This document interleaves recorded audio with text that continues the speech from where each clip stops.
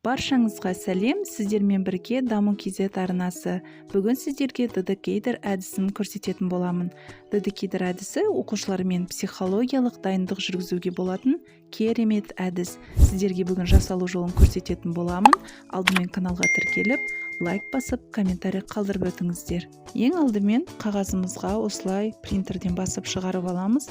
Одан кейін бөліктерге бөліп дайындап алғаннан кейін шетіндегі ақ бөліктерінің барлығын алдын ала осылай қайырып дайындап шығамыз.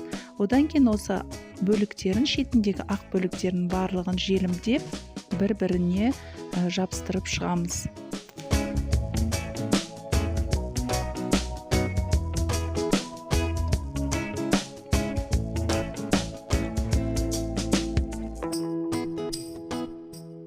Енді соңғы бөлігін осылай жабыстырамыз.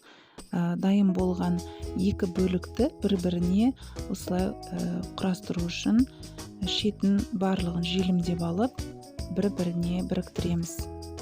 Мінекей біздің амандасатын көрнекілігіміз дайын.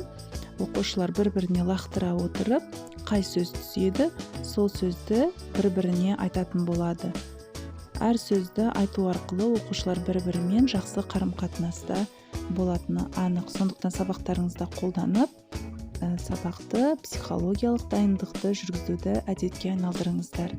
Видео ұнаса каналымызға тіркеліп, лайк басып, комментарий қалдырыңыздар.